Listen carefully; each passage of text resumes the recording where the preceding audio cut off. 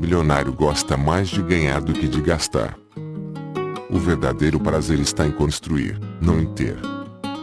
George Joseph, bilionário que afirma usar os mesmos termos há mais de 25 anos. Pergunte-se, o que você faria se acumulasse $1 bilhão? Você iria à praia, colocaria os pés para cima e viveria à sombra de um coqueiro? Se a resposta for, com $1 bilhão no bolso, eu nunca mais trabalharia. Desculpe, mas desista de se tornar bilionário. Não é a acumulação de capital o que realmente motiva os bilionários.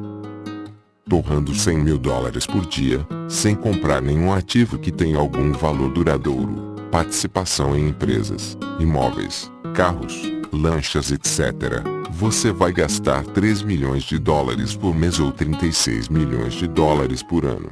Ou seja, nesse ritmo, em aproximadamente 30 anos a fortuna de $1 bilhão seria desperdiçada. Com $500 milhões, você pode gastar $50 mil por dia durante 30 anos. Os ricos motivados apenas por dinheiro geralmente são capazes de fazer estas contas. Então decidem parar de trabalhar antes de se tornarem bilionários para se dedicar integralmente a gastar sua fortuna. Um executivo do mercado financeiro revelou à revista Exame em 1998, para Jorge Paulo Lemann, trabalho é diversão. Ele não trabalha pela chegada, mas pela viagem. Naquela época, a fortuna do suíço brasileiro, que hoje é o homem mais rico do Brasil e da Suíça, ainda era uma fração de sua fortuna na lista de bilionários de 2014, 7 bilhões. Se você não sente prazer nos esforços do dia a dia e conta as horas para a chegada do fim de semana, é melhor rever sua atividade profissional, pois claramente não é assim que a maioria dos bilionários alcança o topo. Se a sua motivação é enriquecer para deixar de trabalhar, há grandes chances de que você esteja na estrada errada. Segue a dica de Dale Ock, fundador da empresa de cartões de crédito Visa. Dinheiro não motiva nem as melhores pessoas, nem o melhor nas pessoas. Não há atalhos para o sucesso. Malcolm Gladwell, autor de diversos best-sellers, entre eles Fora de Série, Outliers, que explica por que para ter sucesso é preciso se dedicar de corpo e alma durante anos ao mesmo projeto. A tese central do delicioso livro de Gladwell é de que, para chegar ao topo em qualquer área, são necessárias no mínimo 10 mil horas de alta dedicação em um determinado tipo de trabalho. Para chegar a essa conclusão, Gladwell estudou a vida de diversas pessoas que chegaram ao topo de suas profissões. O autor afirma que os bilionários Bill Gates e Paul Allen, cofundadores da Microsoft, estudavam em um colégio elitista que já providenciava acesso a computadores em uma época que pouquíssimas universidades no mundo tinham as tais máquinas. Ainda adolescente, Bill Gates costumava acordar no meio da madrugada, pular a janela da casa de seus pais e correr para o colégio para passar tempo no computador. O homem mais rico do mundo só chegou ao topo por ter passado mais de 10 mil horas desenvolvendo softwares, em um período em que poucos tinham acesso a computadores. Após a agradável leitura dessa obra, será difícil não condenar à morte os conceitos de que o que leva as pessoas ao topo é algum tipo de dom ou talento natural. Outro exemplo que reforça a teoria das 10 mil horas de trabalho, os Beatles. Em 1960, enquanto ainda eram uma banda de rock desconhecida e composta de adolescentes no ensino médio, os Beatles foram para Hamburgo, na Alemanha, para tocar nos bares locais. O grupo era mal pago, a acústica era terrível e o público-alvo constantemente mostrava-se insatisfeito. Então, como os Beatles lucraram com a experiência em Hamburgo, acumulando horas de trabalho, à medida que o grupo melhorava suas habilidades, o público exigia mais apresentações e mais tempo de palco. Segundo Gladwell, em 1962, eles já estavam tocando 8 horas por noite, 7 noites por semana. Em 1964, ano em que o grupo estourou no cenário internacional, os Beatles já tinham realizado mais de 1.200 concertos. Para comparar, a maioria das bandas de hoje não se apresenta 1.200 vezes em toda sua carreira. Repito, não há atalhos. Durante 2 anos, os Beatles tocaram 8 horas por noite, 7 dias por semana. Será mais fácil chegar ao topo se você trabalhar com algo que goste de fazer. Se você estiver tão enamorado com a sua profissão que tenha dificuldade em fazer alguma outra coisa, será mais fácil acumular as tais 10.000 horas. Durante um discurso de formatura na Universidade de Stanford, em 2005, o bilionário Steve Jobs, fundador da Apple, disse: "Se hoje fosse o último dia da minha vida, eu iria querer fazer o que estou prestes a fazer hoje. Se a resposta for não por muitos dias seguidos, sei que preciso mudar algo. Vou colocar dessa forma. Se o seu compromisso com a sua paixão termina todos os dias úteis às 5 da tarde, você vai ter dificuldade em acompanhar os competidores que encontram verdadeiro prazer em suas atividades profissionais." Não apenas a plena dedicação ao trabalho, mas também a aversão aos gastos frívolos são pontos em comum entre a grande maioria dos bilionários. O bilionário brasileiro Marcel Telles, sócio do homem mais rico do Brasil e um dos donos do Burger King, e Ketchup, cerveja Brahma, Budweiser e muitas outras marcas, é conhecido pela seguinte máxima: custos são como unhas, temos de cortar sempre e, se não cortarmos, não vão parar de crescer. Os bilionários respeitam cada dólar que têm nas suas contas e carteiras. O dinheiro pode até ter sido Deus elegido por muitos bilionários, mas eles não mostram sua adoração pagando muito caro por qualquer produto ou serviço simplesmente por terem os fundos disponíveis. Bilionário mostra sua adoração acumulando, não gastando.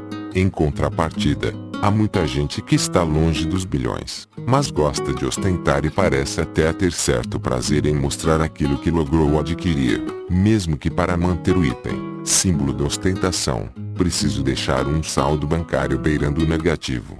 Essa irresponsabilidade com o dinheiro não é um traço comum entre os bilionários.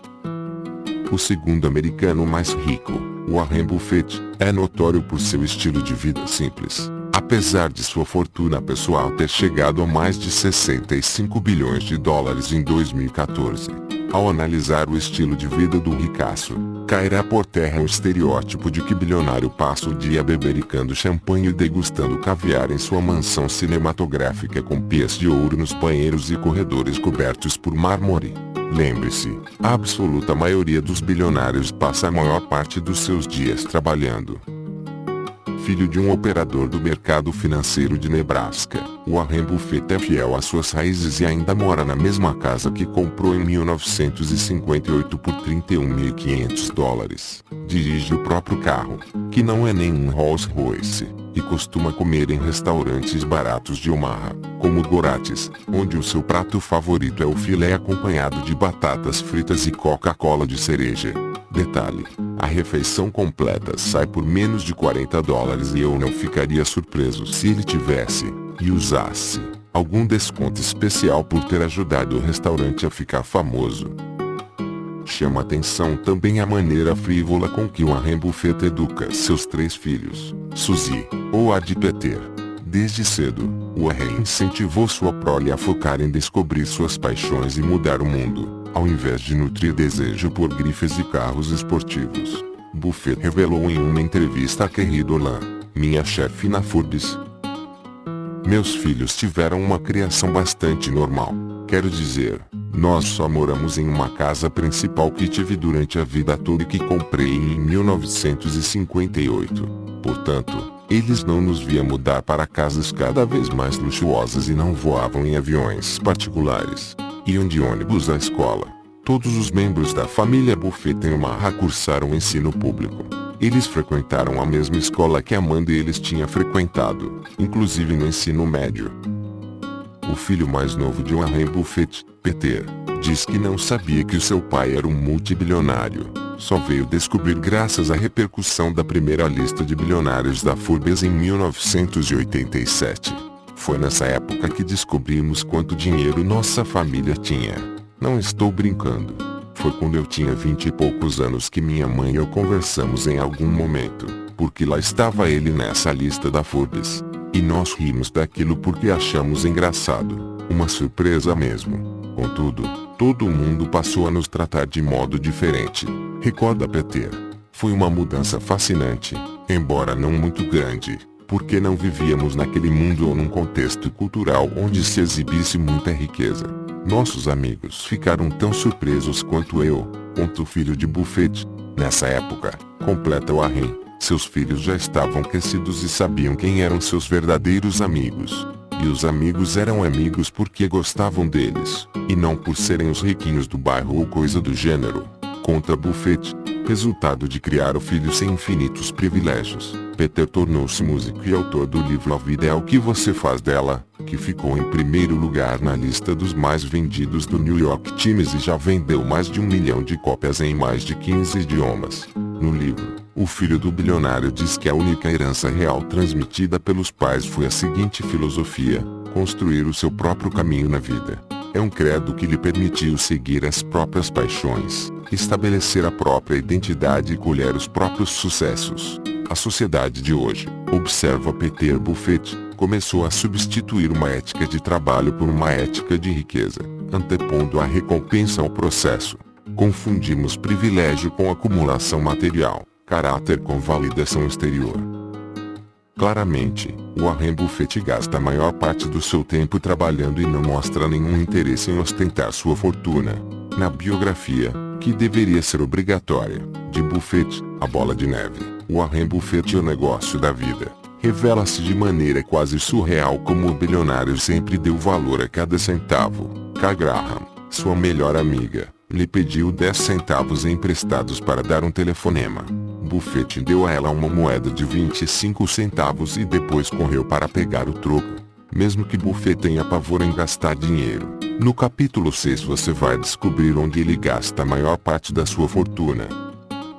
Buffett não é o único bilionário com aversão a despesas. Os irmãos alemães Carl e Theo Albrecht fundaram a loja de varejo Aldi e se tornaram bilionários vendendo artigos mais baratos do que os concorrentes. Criados por uma lojista e um pai que trabalhava em minas de carvão, eles continuam fiéis à visão de frugalidade e valorizam cada centavo, tanto nos negócios como na vida pessoal. Theo foi sequestrado por 17 dias em 1971. Ao ser liberado, ele tentou reivindicar os milhões gastos no resgate como uma despesa de negócios, para pagar menos impostos. O bilionário brasileiro Abílio Diniz também foi sequestrado no final da década de 1980. Em 2013, foi amplamente divulgado na imprensa brasileira que os gastos mensais com segurança de Diniz e sua família eram de cerca de 30 milhões de reais. De acordo com a imprensa brasileira, mesmo que Abílio tivesse uma fortuna pessoal superior a 3 bilhões de dólares, quem pagava essa conta era o Grupo Pão de Açúcar. Há 1.645 bilionários na lista da Forbes de 2014 e não são todos que mantêm um estilo de vida espartano. Obviamente, alguns bilionários adquiriram artigos de luxo excessivos e uma minoria dedica-se mais em gastar suas fortunas do que em trabalhar. Seguem alguns exemplos. O inglês Richard Branson, dono da Virgin Group, comprou a ilha Necker Island, situada próxima ao Havaí, quando tinha 28 anos.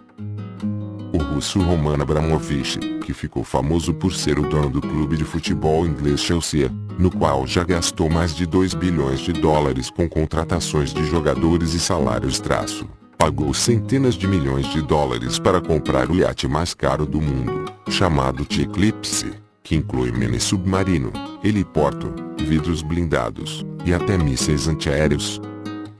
Aliás, mais de 50 bilionários são donos de times de futebol profissional e pouquíssimos têm um fluxo de caixa positivo com seus clubes de futebol.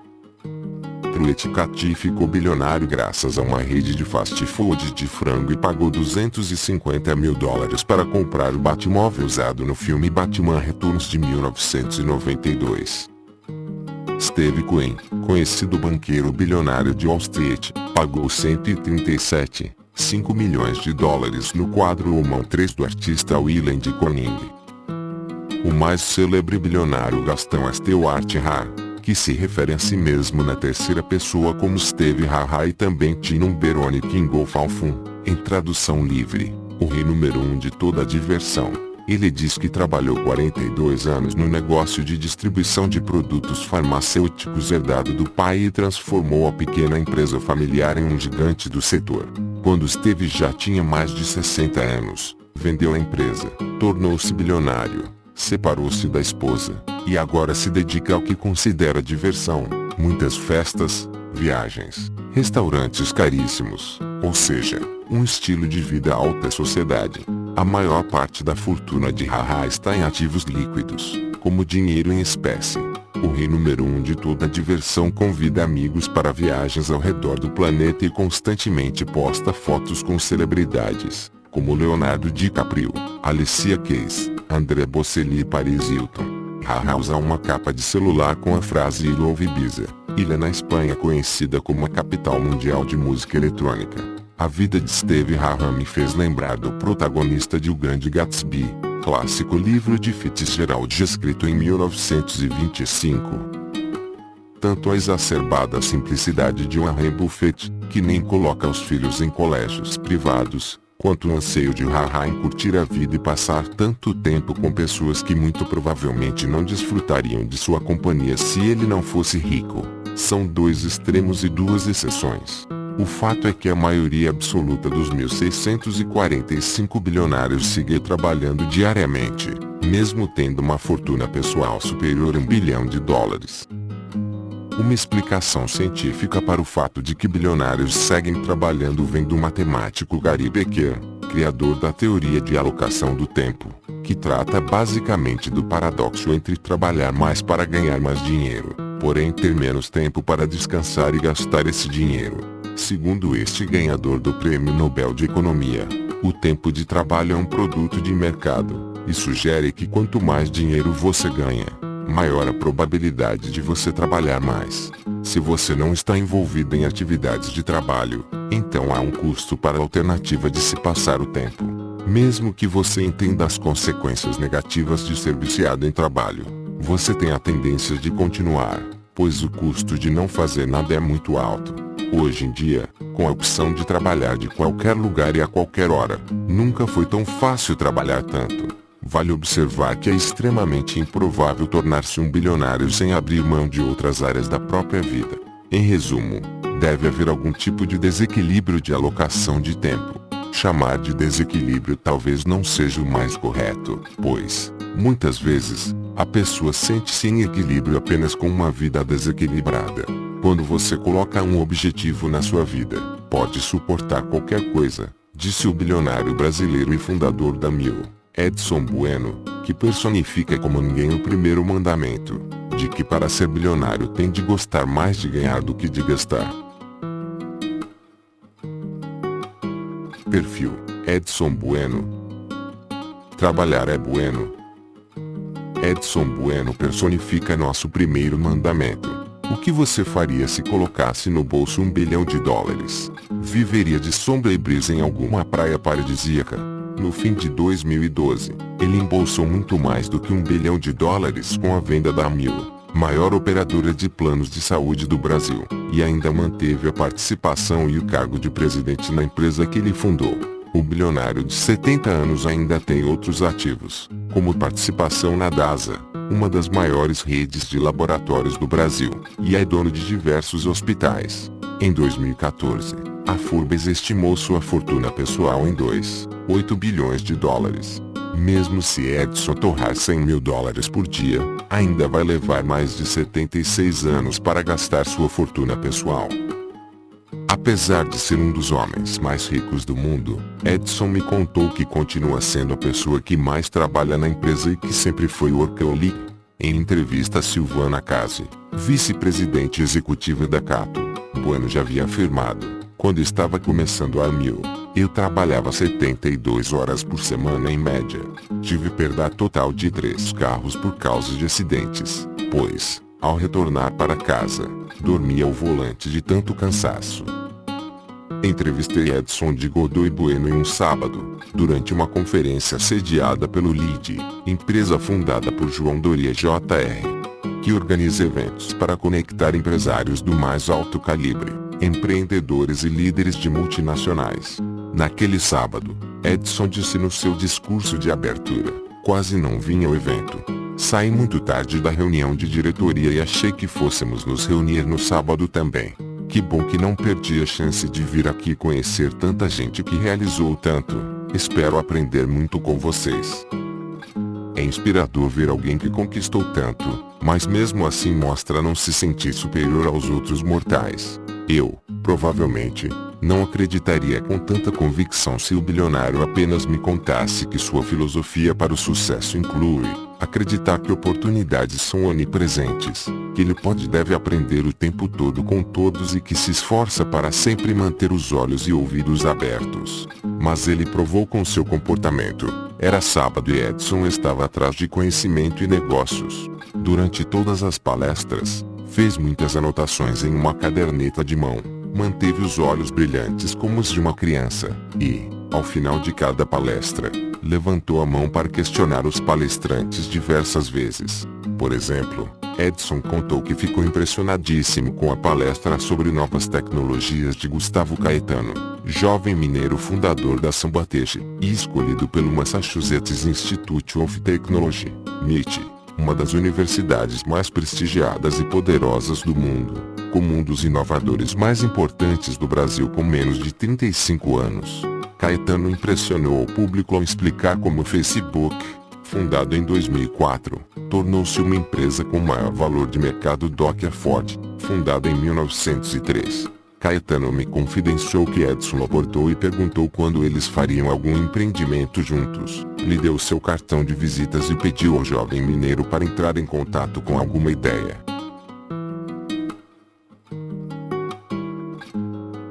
Edson de Godoy Bueno quebra paradigmas sobre bilionários. Não é necessário nascer em uma família rica para se tornar bilionário. A mãe de Edson, Leontina, era dona de casa e semi-analfabeta e seu padrasto era motorista de caminhão. Nascido e criado em Guarantã, no interior de São Paulo, Edson chegou a trabalhar como engraxate para ajudar nas contas de casa. Ainda hoje, o bilionário guarda a caixa de engraxate e até chega a mostrá-la em um de seus vídeos institucionais para motivar seus colaboradores. Não é necessário tirar boas notas na escola para se tornar bilionário. Edson repetiu a quarta série do primário por 4 vezes, hoje considerada a 5º ano do ensino fundamental. De fato, em 2014, entre os 400 indivíduos mais ricos dos Estados Unidos, mais de 15% deles nem terminaram a faculdade. Apesar do começo problemático, Edson não faz parte do grupo de bilionários sem diploma universitário. No começo da adolescência, Edson sofreu um acidente e desmaiou. Acordou na bela casa do médico da cidade, Dr. Moacir, e ali, aos 14 anos, resolveu que queria se tornar médico.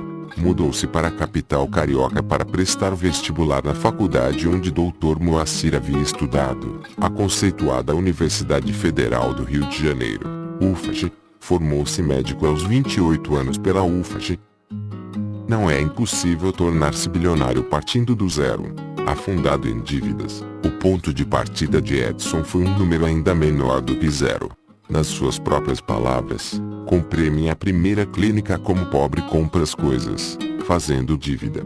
Dos 1.645 bilionários vivos, cerca de 66% construíram sua própria fortuna, 21% aumentaram uma fortuna considerável que receberam, e apenas 13% herdaram seus bilhões. Como alguém que repetiu a quarta série 4 vezes torna-se médico. Como um jovem recém-formado imerso em dívidas torna-se bilionário. A fórmula de sucesso do Edson é baseada em clara visão de longo prazo com metas bem esclarecidas e mensuráveis, criatividade para se diferenciar, incessante busca pelo conhecimento, investimento pesado na formação de um time mas muito trabalho. Antes mesmo de se formar na UFRJ, Edson começou a trabalhar na Casa de Saúde São José, que estava praticamente falida e com dificuldades para pagar os encargos de seus funcionários. Após o 6º mês sem receber seu salário, Edson achou uma maneira de se tornar sócio. Faltavam 3 meses para ele receber o diploma da universidade e ele estava assumindo a maior dívida de sua vida. Edson revolucionou o quase falido hospital, e este primeiro empreendimento foi o embrião do Grupo Amil, que viria a ser a maior operadora de planos de saúde do Brasil. Em uma entrevista em 2008, Edson revelou como transformou a frágil clínica na maior maternidade em número de partos do estado do Rio de Janeiro. Em casa nunca teve refrigerante. Quando eu consegui uma Coca-Cola, fazia um furinho na tampinha, chacoalhava e ia tomando devagar. No começo era só espuma. Aquilo podia durar uma semana. Por isso, quando abrimos a primeira maternidade, eu coloquei lá uma máquina de Coca-Cola e dava uma para quem vinha fazer exame pré-natal. Tinha fila para fazer o exame, só por causa da Coca-Cola. Edson também teve a ideia de deixar uma Kombi no pé do morro de uma favela, no Rio de Janeiro, para levar os pacientes à Clínica São José. Fornecer transporte grátis aos pacientes da classe social mais baixa foi uma jogada de mestre para garantir a clientela. Essa criatividade em oferecer pequenos serviços que o diferenciavam dos concorrentes já fazia parte do modus operandi do jovem. Por exemplo, quando estava trabalhando como engraxate, ao invés de ficar em praça pública disputando clientes com outros engraxates, teve a brilhante ideia de fazer uma espécie de engraxate delivery. Na cidadezinha onde morava, Edson batia na porta das pessoas de melhores condições financeiras com sua caixa de engraxate na mão e um grande sorriso no rosto. Acreditar e sempre investir no próprio negócio foi uma marca pessoal de Edson ao longo de sua escalada rumo ao patamar dos mais ricos do mundo.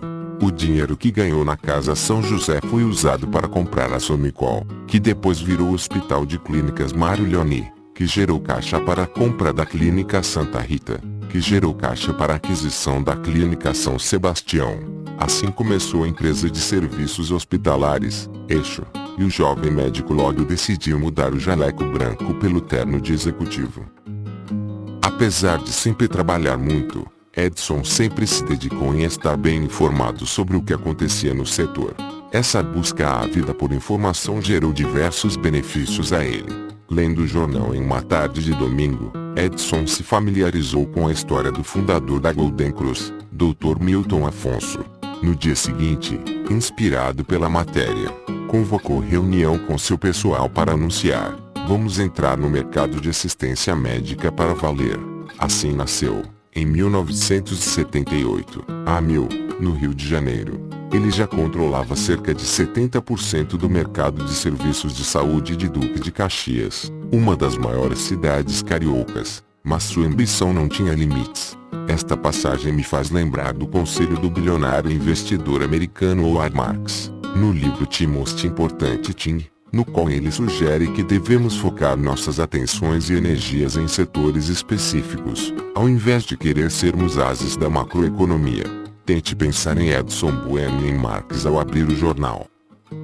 Este episódio, do predestinado que mesmo nas horas livres mantém os olhos abertos em busca de oportunidades, deixa-me pensativo a respeito do que o bilionário vai armar como o jovem palestrante Gustavo Caetano, que ele conheceu na tarde em que conversamos durante o evento do Líder. Também me faz lembrar de um popular ditado romano: a oportunidade é uma deusa careca, salva por um topete no topo da testa. Imagino que o penteado da deusa oportunidade seja parecido com o de Ronaldo Fenômeno na final da Copa do Mundo de 2002. A deusa oportunidade passa na sua frente e às vezes você está de olhos fechados. Mas mesmo quando a vê, só há uma chance de agarrá-la. Se deixar o topete escapar das suas mãos, depois será impossível fisgar a deusa oportunidade. Edson mostra este apetite por agarrar a deusa oportunidade pelo topete.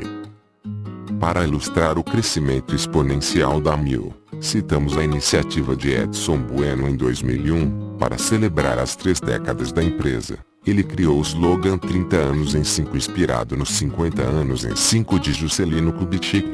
Objetivo: dobrar o tamanho da empresa em 5 anos. A meta foi atingida um ano antes. Mas, como você pode imaginar, Edson não tirou o pé do acelerador e seguiu com objetivos agressivos e metas claras para todos.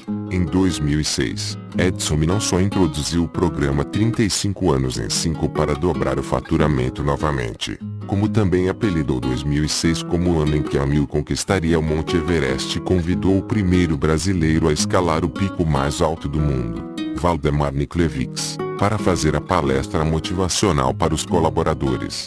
Em 2007, surgiu a oportunidade de fazer o Initial Public Offering, IPO, abertura do capital da empresa na Bolsa de Valores, da Amil, e a empresa cresceu ainda mais com a entrada na Bolsa, e Edson ficou ainda mais rico. Em 2006, a receita operacional da empresa era de 2,3 bilhões de reais. Em 2009, a Amil registrou 4,8 bilhões de reais. Ou seja, em apenas 3 anos, 2 anos antes da agressiva meta traço, a empresa mais do que dobrou seu faturamento. Em um vídeo institucional após a venda da Amil, uma colaborador da empresa revelou que Edson aparece dizendo: "Não vendi a Amil por causa do dinheiro. Já faz 30 anos que ganho mais do que consigo gastar." Apesar do crescimento do negócio que ele fundou e de seu espetacular enriquecimento pessoal, Edson repete várias vezes que não teria chegado onde chegou se não focasse em montar uma grande equipe. Ele diz que o diferencial para alcançar o topo é sempre será selecionar pessoas com potencial e treiná-las exaustivamente em busca de um sonho. Ele leva isso tão a sério que por muito tempo seu título no cartão de negócios não era presidente, e sim gerente de treinamento. Edson acredita e investe no poder da educação. "Eu também incentivo todos os meus funcionários a estudarem muito. É um dos caminhos para fazer a diferença. Não importa se os outros não estão fazendo, temos de fazer a nossa parte." Os gregos costumavam dizer que, se correr atrás da deusa da fortuna, ela fugirá. Porém, se cortejar a deusa da sabedoria com afinco e dedicação, ela se doará para você pouco a pouco. Então, a deusa da fortuna, ao ver que está conquistando a deusa da sabedoria, repentinamente aparecerá na sua vida e você terá grandes chances de conquistá-la. No clássico livro O Homem Mais Rico da Babilônia, escrito na década de 1920 e que já vendeu mais de 2 milhões de cópias ao redor do mundo, George S. Clason revela parábolas da Babilônia sobre como enriquecer. Na minha favorita, um homem revela Tifl Lawson Gold, do inglês, as 5 leis do ouro, e a primeira é: ouro vem de boa vontade em quantidade crescente para qualquer homem que invista não menos de 10% do seu rendimento para criar potencial para seu futuro e o de sua família. Não perguntei ao Edson se ele conhecia esse ditado ou o livro de Clason, mas ele age como se acreditasse cegamente na importância da educação para enriquecer. Aliando o desejo de estar entre os melhores com o de aprender, Edson foi estudar em Harvard. Ele fez o Honor President Management Program, OPM, destinado a presidentes de empresas. De lá, Edson afirmou ter saído com o firme propósito de ter a Amil nos Estados Unidos. O predestinado empreendedor disse: "Quando resolvo fazer alguma coisa, levanto, como e durmo pensando nisso." Você tem alguma dúvida de que ele alcançaria esse objetivo de maneira louvável? A Amil já era a maior operadora de planos de saúde do Brasil quando Edson decidiu que iria entrar no mercado norte-americano. Após conhecer a brilhante trajetória do bilionário brasileiro, eu apostaria que Edson encontraria um jeito de entrar pela porta da frente. A Americanos da United Healthcare Group, UG, maior empresa de saúde do mundo, estava querendo entrar no Brasil e almejava comprar parte da Amil.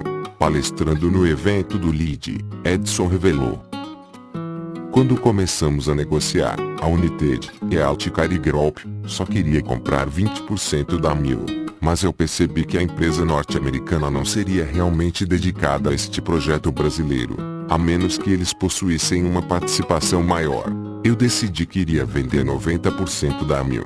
Como estratégia de negociação, alguns bancos me disseram para mentir e dizer que eu tinha 2 outras ofertas. Decidi não mentir, mas consegui vender o sonho para a United." No fim das longas negociações, Edson dispensou intermediários, como é o costume em transações desse porte, e negociou diretamente com o manda-chuva da UG. No fim das contas, a UG comprou 30% da Amil de acionistas públicos e 60% de Edson Bueno e sua ex-mulher Dulce. Como parte do acordo, identificado pela imprensa internacional como Projeto Samba, Edson reteve uma participação no capital da Amil, permaneceu como CEO da empresa que ele fundou, e ainda comprou 0,8% da UG, tornando-se não só o primeiro estrangeiro a sentar no board, mesa de diretores, da maior empresa de saúde do mundo, como também o maior acionista individual da gigante. Sobre a United, Edson disse: "Quando comecei a estudar as companhias de seguros de saúde em todo o mundo, a empresa mais admirada nos EUA era, de longe, a United Health, que foi iniciada em 1977, apenas um ano antes de eu começar a Amil. Hoje, A United serve mais de 70 milhões de americanos e tem mais de 130 bilhões de dólares em receitas. Somente o setor de tecnologia da UG emprega 14 mil pessoas e seria avaliado em cerca de 25 bilhões de dólares. O que esperar de Edson Bueno no futuro? Eu apostaria que o bilionário vai seguir trabalhando duro e continuar empreendendo e arriscando. Afinal, é isso que o mantém feliz. Depois de certo momento, aquele em que a pessoa tem mais dinheiro do que pôde gastar, não faz mais diferença. O que me interessa é meu trabalho. Não vou parar.